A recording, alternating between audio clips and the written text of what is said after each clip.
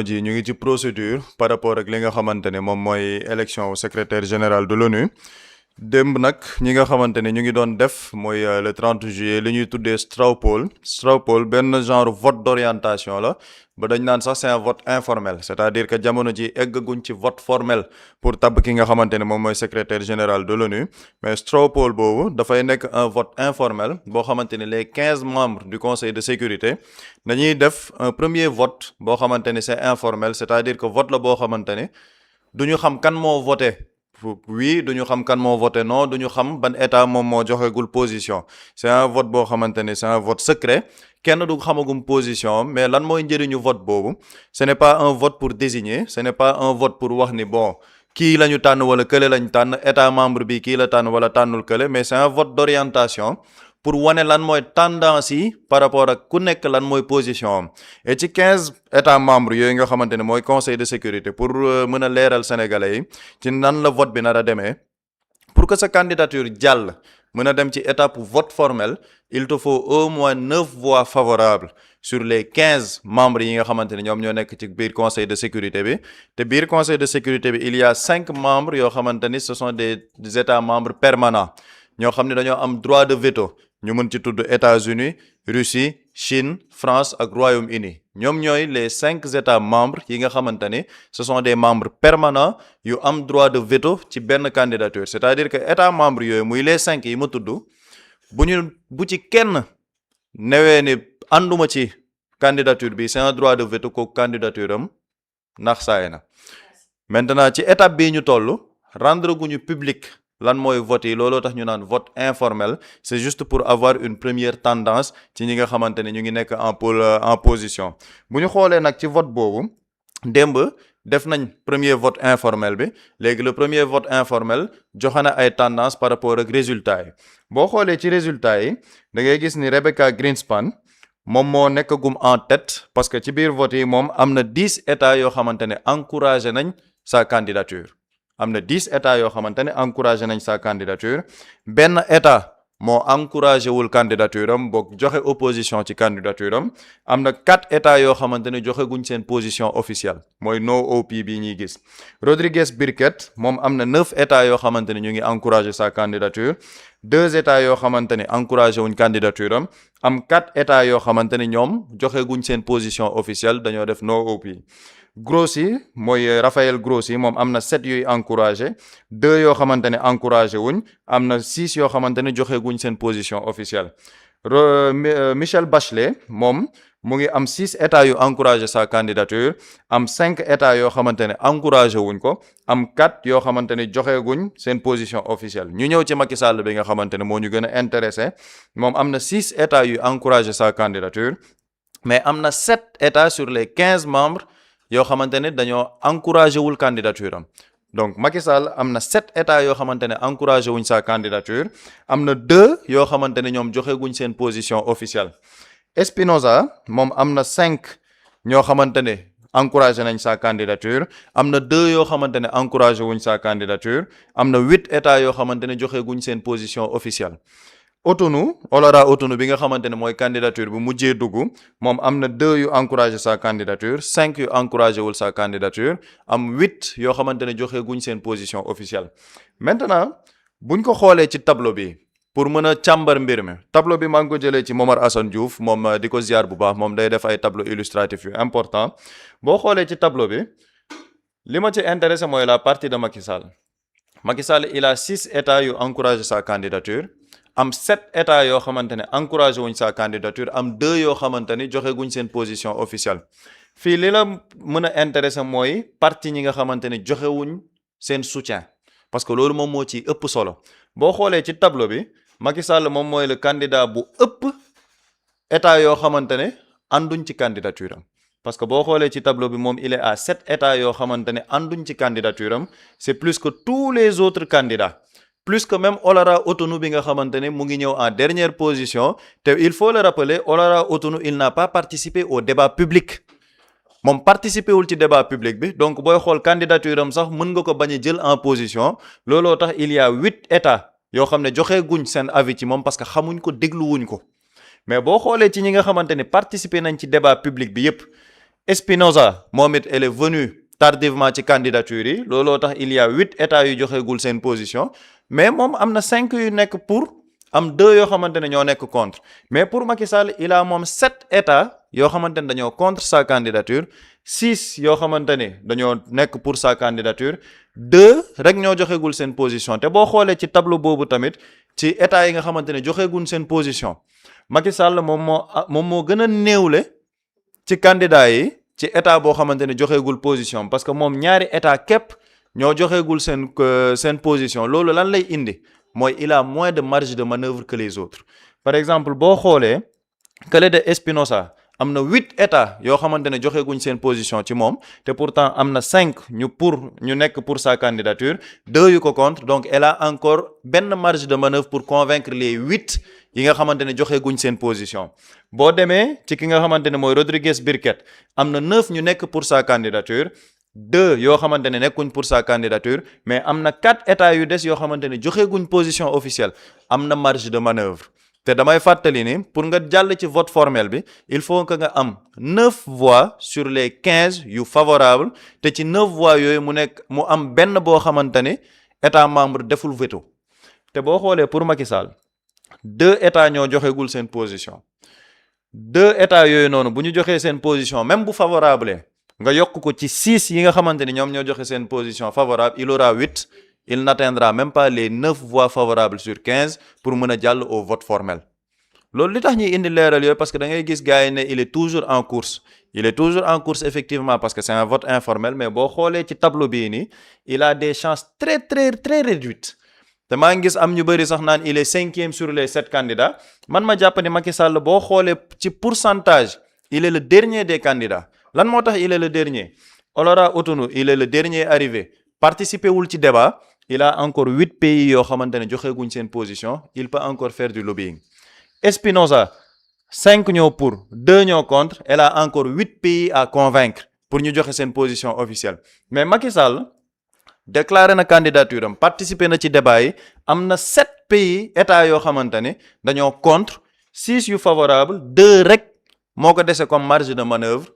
pour tey jii mën a convaincre ci candidature am ak jéem a xool nan lay ratisser waatee large sur les 7 états membres yi nga xamante ne dañ ne de contre nañ sa candidature et il faut préciser aussi que sur les 7 états membres yi contre sa candidature il y a une possibilité que état membre permanent mooy ñi nga xamante ne am nañ droit de veto nekk ci biir 7 yooyu te bu ci amee kenn rek koo xamante ne mu ngi ci biir 7 yooyu mu joxe droit de veto am candidature Macky Sall day naax saay du dem sax ci vote formel bi ça c'est très très important ñuy def leeral yooyu te beneen leeral bi ci nekk mooy après résultat yii nii l'équipe de campagne de Macky Sall def nañ benn communiqué te booy analyser seen communiqué dina ma indi ci li ma doon junj keroog parce que seen communiqué ñu ngi ne l'équipe de campagne de son excellence le président Macky Sall candidat au poste de secrétaire général des Nations Unies a pris connaissance des résultats issus des consultations informelles tenues ce 30 juillet 2026 au sein du Conseil de sécurité pour le choix du futur secrétaire général ñu ne équipe de campagne bi gis nañ li nga xamante ne moom mooy résultats yi jógee ci vote informel bi ñu doon tenir ñu ne à ce stade les consultations témoignent d'une compétition ouverte aucun résultat n'étant définitif et le processus devant se poursuivre ñu ne ba tey jii ñu ngi nekk ci compétition boo xamante ni ubbeeku na jongante bu ubbeeku amagul benn résultat boo xamante ni définitif na te processus bi dina eggali yoonam effectivement ba fii wax nañ dëgg parce qu'il reste encore des votes yu war a ñëw am na yeneen tour yu war a ñëw ñu ne ce premier vote test semble indiquer une certaine orientation en faveur d'une candidature féminine issue de la région de l'Amérique latine et des Caraïbes foofu na ci nit ñi taxaw ñu ne premier vote test bi dafay wane ni dafay firndeel ni tendance bi mu ngi ci pour ñu tabb koo xamante ne day nekk jigéen pour mu gérer secrétaire général de l'ONU ba pare day jóge ci Amérique latine ak Caraïbes loolu na gaay jàpp loolu bu baax ba ma def compte rendu bi ñëwaat ci analyse bi ñu ne cette tendance reste toutefois provisoire jusqu'à ce qu'un consensus se dégage à l'issue d'un vote formel du Conseil de sécurité ñu ne waaye tendance boobu benn tendance la boo xamante ni dafa provisoire rek ba ñu xaar le vote formel du Conseil de sécurité Il convient de rappeler qu'au terme de l'article 97 de la Charte des Nations Unies, le secrétaire général est nommé par l'Assemblée générale sur recommandation du Conseil de sécurité. Ñu ne bu ñu sukkandikoo ci article 97 bu Charte des Nations Unies ki ñuy tabb secrétaire général dañ koy tabb ci kaw recommandation du Conseil de sécurité. Ñu ne cette recommandation doit recueillir au moins 9 voix sur les 15 membres du Conseil sans veto d'un membre permanent. Mooy li ma doon wax sànq. L'équipe de campagne poursuit ses engagements aux côtés de son Excellence le président Macky Sall dans la perspective des prochaines étapes du processus électoral. Ñoom dinañ continuer seeni engagement ci wetu président Macky Sall ci perspective prochaine étape bu processus bi. Gis nga bu ñu jàngatee communiqué bi xam nga ñun depuis le début candidature Macky Sall dañu ne pour poste secrétaire général ONU bii ñu nar a tabb il y a un principe non officiel de la rotation géographique boo xamante ne ci la ñuy sukkandiku tout le temps pour tabb ki nga xamante ne mooy secrétaire général de l'ONU te jamono ji ci principe de la rotation géographique bi après le tour de l'Europe avec Antonio Guterres c'est le tour de l'Amérique latine et des Caraïbes ñoo ci ëpp chance te il y a un lobbying pour qu'il y ait une première femme à la tête de l'ONU bu gars yi remonté des semaines ñu ngi wax loolu depuis des semaines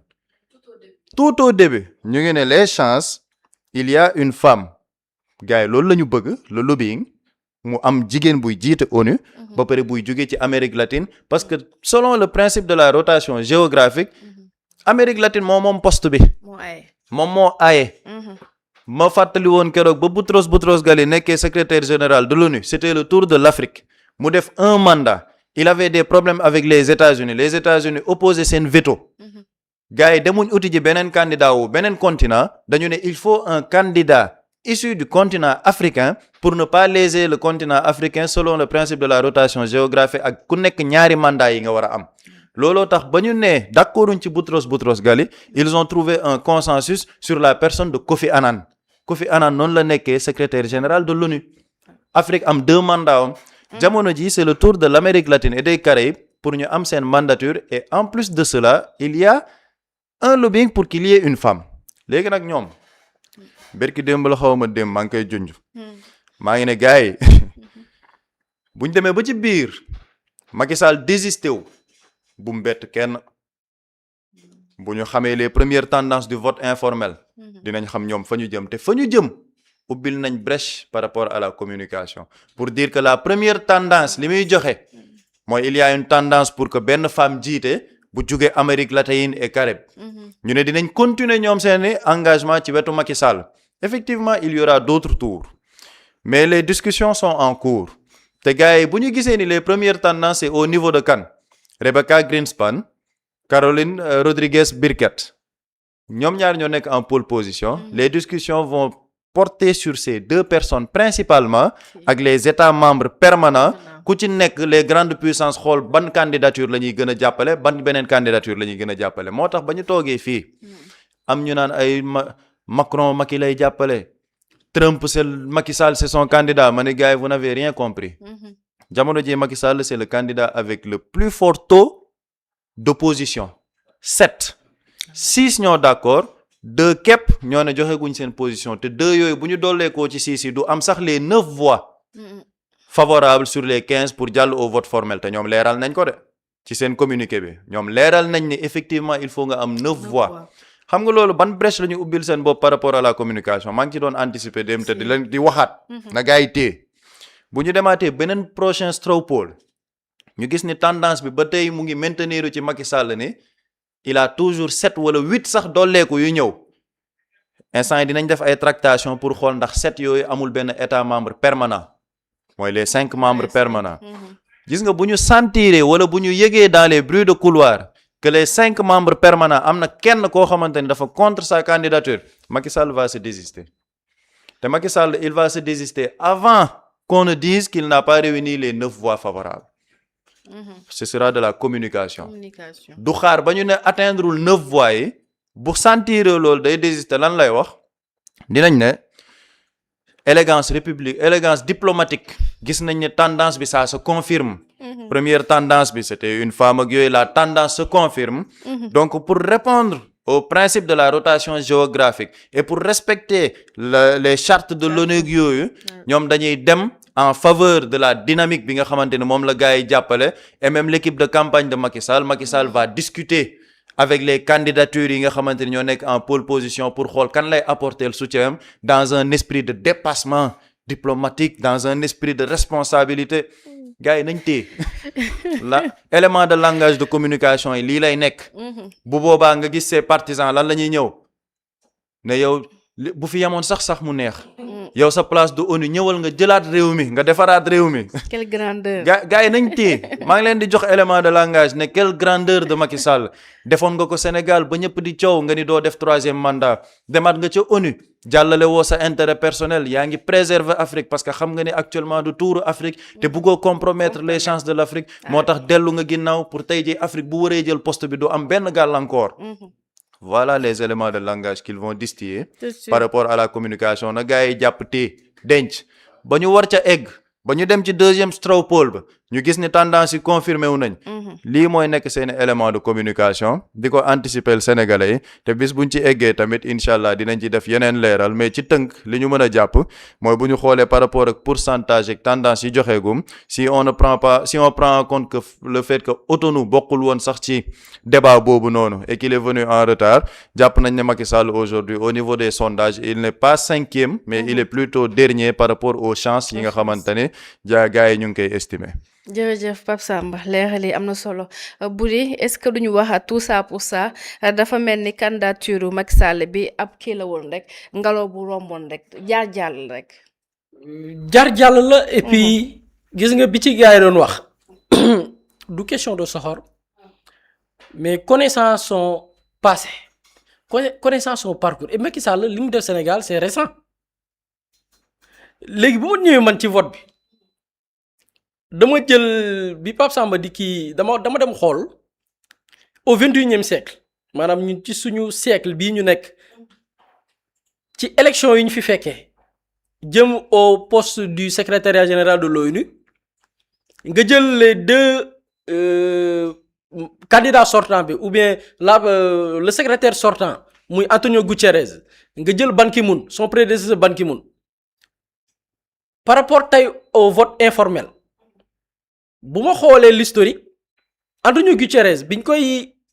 def secrétaire général de l'ONU en 2017 boo demee xool y a un vote informel bi ñu amal avant ñuy dem ci vote formel bi mais Antonio Guterres moo nekk ci kanam c'est-à-dire que tey boo jëlee tey l'historique wala nga référé wu ci li passé les élections yi nga xamante ni passé na le secrétaire sortant muy Antonio Guterres avant muy jiite secrétariat général de l'ONU bi ñu demee ci vote informel comme ni ñu toll nii moom moo jiitu woon ñu gis ni après naturellement moom moo nekk secrétaire général de l'ONU son prédécesseur muy Ban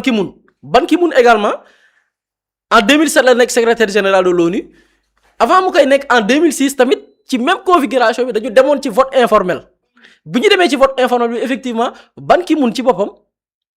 moo nekk secrétaire moo gagné vote informel bi ñu demaatee ci vote formel bi naturellement il devient secrétaire général de l'ONU cela veut dire quoi au 21e siècle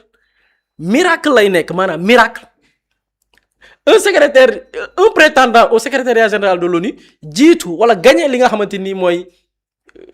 le vote informel dem ca cappaandaw ga par exemple on est janvier ñu ne nekkul secrétaire général de l'ONU miracle maanaam miracle lay nekk surtout que nag Macky Sall il n'est ni premier ni deuxième ni troisième ni quatrième il est 5e et boo ci génnee le candidat ougandais Otonu Macky Sall avant Ndaare kooku bu bokkoon avant Ndaare lay jël avant Ndaare te ci avant Ndaare bi buñ defaatoon beneen classement c'est-à-dire que xam nga bii classement selon les votes favorables la mais bu ñu defoon classement wu les votes défavorables Macky Sall il est premier maanaam Macky Sall il est le dernier des premiers et le premier des derniers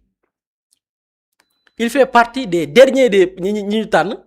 boo jëmee ci classement ñi jël Ndaare moom moo ci jël P parce que sur tous les candidats 7 candidats Macky Sall moo ëpp dëkk yi nga xamante nii nee nañ ànduñu kii ci candidature am et Pape Samba dafa souligner lu am solo muy parmi ces 7 candidats yi ne ànduñu ci candidature Macky Sall bu ci amee un seul membre permanent parce que au sein du conseil de sécurité de l'ONU y a les 12 membres non permanents mu am 5 membres permanents kenn muy la France muy les États-Unis kenn ne ci man ànduma ci candidature parce que naroon na dal Kofi Annan su ma juumul à la fin des années 90 97 la nekk secrétaire 96 amoon na un vote défavorable de la France bañ nañ du nekkati candidat c'est-à-dire Kofi Annan après ils ont fait du lobbying ba France nangu valider li nga xamante ni mooy sa candidature parce que lu ñu am droit de veto c'est-à-dire que si 7 membres yi na àndu ci candidature Macky Sall il suffit que kenn parce que puisque c'est un secret mais sûrement gars yi rek loxo di ñan la quoi après sûrement mais bu ci amee un membre permanent mais c'est mort. Est-ce que li amul tamit lu muy wane par rapport à la personne de Macky Sall. mais bien sûr. mais gars yi ñoo gis nga APR. ma tooñati leen dañu nekk di jurgóot seen xel yi quoi man ils me font rire man yàlla xam na ni c'est un parti qui me fi xool dañoo neex. en fait waa APR ñoo neex. li gars yi naan diw nit ku neex la rek waa APR ay nit yu neex lañ rek APR ñoom je te jure xoolal seen monde bopp la ñu nekk. APR bu ngeen fàttali ko. Macky Sall bi mu fi bëggee nekk candidat pour yóotu 3e mandat lan la ñu wax Macky seul. lan la ñu wax 2e quinquennat mu neex mu naqari man amoon naa ci sama benn ami dama ko reetaan 2e quinquennat. statut nag xoolal pendant des jours 2e quinquennat Macky dem ba ci digg ba tànn Amadou Ba ñi ne moom ki ñu topp di ñu tànqal ak ay statut pendant des jours 2e quinquennat par force. après moo ñëw candidat ñëw ma gisaat ko même personne bi statut waat Amadou Ba l'incarnation du 2e quinquennat waa APR ñoo neex non gis nga ñoom non mais yàlla da leen may ils ont cette capacité de résilience te gis nga li non dañoo aay nag non mayu suñu borom la parce que nit moom bu la yàlla may cette capacité de résilience da nga koy santé suñu borom ñoom vraiment ils ont cette capacité de résilience vraiment hors norme. Et li Pape Samba wax sànq na ko gars yi capturer denc ko c'est très important pour les archives Pape Samba nee na bu mu leen bett Macky Sall xëy ñu xëyaat ne lan la ñuy wax sax après bu candidature bi jàllul militants yi. militants yi dañ naan ONU du wàllam te na ñëw defaraat réew mi. exactement commencé wu ñu ko ca visite bi rek am na yenn. vidéo yoo xamante ne génne nañ ko. non parce que bi mu ñëwee. dafa dañ ne ñun xeeb nañ Sénégal. ñoom dañ ne ñun xoolal am na kenn sax ku ma gis nañ ma baal jox ji mu ne jël leen seen réew mu xasaw boobu maanaam Macky yéen mais jëlal leen di su lan la yéen a ngi koy xeeb waaye àdduna ñi ngi koy kañ. léegi bàyyi ba ci kanam bàyyi fi quelques mois li Pape Samba wax mooy am la conquête le discours va changer la reconquête du pouvoir te la reconquête du pouvoir du dara xoola dañuy jurgóot seen xel et lii warul bett en fait c'est des gens yoo xam ne dañuy gis la réalité de mais sëgg ci ne du nekk la réalité ils sont résilients quoi man personnellement man ba wax dëgg yàlla man affaire ma leen fan. ay jàmbaar non ils sont résilients non vraiment ils sont résilients. mais lii dafa xam nga lii wane ni xel da ko mënta nangu c'est-à-dire que la candidature de Macky Sall gis nga li fi xew Sénégal dafa tombeek au 21e siècle. tombeek le digital. tombeek des archives nervis yi ray yi torture yi lii c'est des choses visibles yoo xam ni keroog maa ngi ko fi doon wax. Nations Unies dañu amoon des représentants au Sénégal qui écrivaient des rapports au quotidien. Nations Unies. Des gens étaient dans ce pays ñuy bind chaque jour au quotidien période de répression yi ay rapports di ko envoyé ONU. Macky Sall bi mu randalee élection yi xam nga gars yi dañuy gaaw a fàtte Macky Sall bi mu randalee élection yi mais les Nations Unies au niveau de leur plateforme officielle seen site officiel ils ont publié par rapport ak Macky Sall li mu reporté élection yi. ak li nga xamante nii parce que la situation inquiétante dafa interpeller woon ONU. ONU a tous les documents vraiment toutes les preuves concernant li fi Macky Sall doon def ci répression ONU ak parce que man ONU ci seen doxalin yëpp man ànduma ci de. parce que dama jàpp ni benn bànqaas la boo xamante nii tey borom doole yi la fi nekkal. tout n'est pas rose tout n'est pas vraiment transparent par rapport ak seen doxalin mais quand même l'image même de l'ONU luñ ko jël di ko dend ak koo xamante ni nii l'histoire récente 2024 yàggul 2024 ñaari at lay topp lay yam pile ñu ne dañuy gàkkal image yu bànqaas googu noonu ak une personne comme Macky Sall ñun biñ ciy wax du dara lu dul parce que on s'est dit que le Sénégal mérite mieux c'est-à-dire que on aimerait que Sénégalais mais c'est une fierté ñun Sénégal yàlla xam ne ni amul xola Sénégalais amul ko gën a fier Sénégal ci ñun Sénégal daal dañu naan dëkk bu soxor lañu et tout mais yàlla xam ne ni Sénégalais dafay kontaan sax ci ndamu doomam Sénégalais dafa bëgg mais ñun Mohamed Salah bi muy concurrence ak Sadio Mané à Liverpool mais Sénégalais yi dañ doon xeex ci réseaux sociaux yi pourquoi parce que suñu doomu dëkk la Sadio Mané dañ koy def les Sénégalais regardent plus les championnats européens que parfois notre championnat local et ñu ci bari lan moo leen intéressé suivre le parcours les performances de nos joueurs à l'étranger Sénégalais moo bëgg doomam di yëkkatiku dañ ko bëgg mais ak ban doomam c'est-à-dire que bu ñu yóbbu suñu doomu réew kan la ci suñu doomi réew yi moo ñu représenté quand même loolu c'est très important bëgg nañ ab Sénégalais jiite mais y a des Sénégalais yu dirigé ay mbootaay bitim réew ay Amadou Mokhtar Mbow Abdou Diouf naam def na fi ay mbir sur son régime moom am na ay répression yu ñu fi def ñoom Abdou Diouf mais Abdou Diouf après jiite na francophonie mais est-ce que amoon na cette polémique amul woon mën nga jël des tas et des tas d'exemples mais problème bi mooy Macky Sall dafa poussé woon bouchon bi fu sori toog rek lu mu jar rek baax na di menacer nit ñi ay nitam yor ay c'est des gens yoo xam ne ba tey man dama yaakaaroon ne bi ñu ñàkkee le pouvoir sax dañuy cette capacité de résilience bi ma leen di bàkkee pour man sax dinañ remettre en question mais da ngay gis ba tey c'est un parti très violent c'est un parti boo xam ne ba tey yow tey benn Boury wala benn Pape Samba bu toogee nii xoolal dañuy ñëw menacer la day gis c'est des gens yoo xam ni ba tey xoolal ñoom dañuy menacer les gens quoi ba tey dañuy menacer nit ñi ni ñu nekkee woon da ngay xet bu ñu sippi woon xam nga nit sax wolof da daan sippi du daa sippi defkat la woon waaye dafa sippi de moom mais affaire sippi wuñ. sippi nañ de 6 mois. ah 6 mois sippi nañ. non sippi wuñ de. 6 mois njëkk ya. mais gis nga Oumou Diallo la muy subir. non avant Oumou les 6 mois juste ba ñoom Ousmane Sonko ak Diomaye jëlee nguur gi. ba Diomaye jëlee nguur gi. y a 6 mois yi nga xamante réew mi cooc la def ñëpp ne patt noppi dialogue bi moo ñëw rek lépp soppeeku. exactement ça aussi oui c'est que waaw danañ ci ba aussi. mais boo xoolee dans les attitudes da ngay gis ne changé wuñ. tey par exemple yow yaa ngi défendre un candidat c'est-à-dire que APR ñooy défendre candidat ñooy mer yow yaay défendre sa candidat yaay mer Pape Samba def na fi benn vérification. vérification boo xam ne Pape Samba waxul xalaatam de Pape Samba waxul noonu lii laa xalaat ñii génne nañ information bi man dem naa vérifier ko dem naa fii consulter naa document bi de lii la wax. le représentant permanent de l'Ouganda lii la wax point joxewu ma sama xalaat joxewu ma sama avis xola saaga menace wax lu ñaaw man bii ban xeetu parti la ak yan xeetu nit lañ tey boo paree waatee nii ay fee nga jël de mais dañuy jaat menacer taf sa photo fii naan parce que en fait c'est un parti boo xam te nii c'est des dictateurs dans l'âme.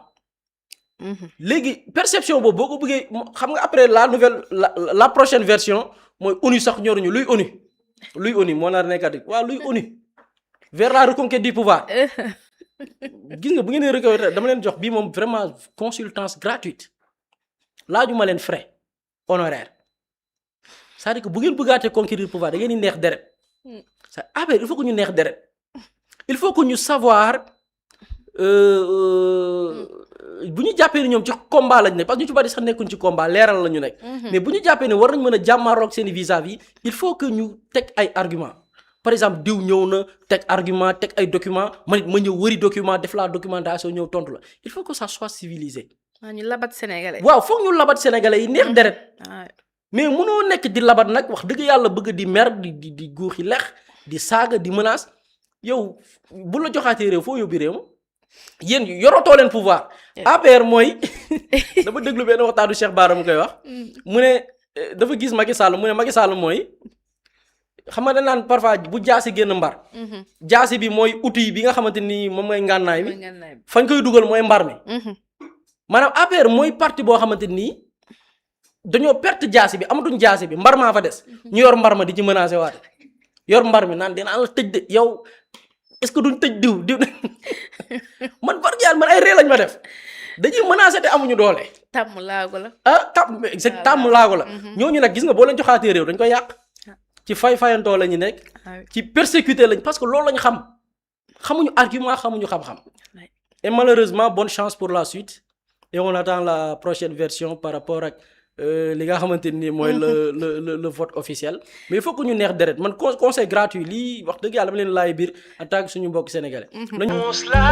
Muslay Immo Sénégal moo ñëw taxawu leen indi ay saafara ci jafe-jafe yi ngeen di dund ci wàllum immobilier yow mi bëgg a jënd terrain yow mi bëgg a jënd kër wala tabax jokkool ak Muslay Immo da nga am sa kër bëgg ku la ko terrasseel wala nga am sa tool bëgg ku la ko lotiseel defal la ko ay terrain Muslay Immo daf leen koy jàppandil gunge leen ci anam gu mucc ayib. am sa kër itam te nekkoo ci biir réew mi bëgg ku la ko toppatool gérer la ko Muslay Immo moo ci gën a gaaw gën ci wóor yow mi bëgg a defaraat sa kër wala nga bëgg a toxu te bëgg ku la ko nettoyer ba sax nga bëgg a defar plan architecte plan béton armé wala nga soxla ay conseil ci wàllum immobilier contactel Muslay Immo Sénégal ci 77 887 25 13 77 887 25 13 man ngeen itam abonné ci seen YouTube bi di Muslay Immo Sénégal ngir yeneen i xibaar ak Muslay Immo Sénégal jaaxle jeex na ci wàllum dëkkuwaay.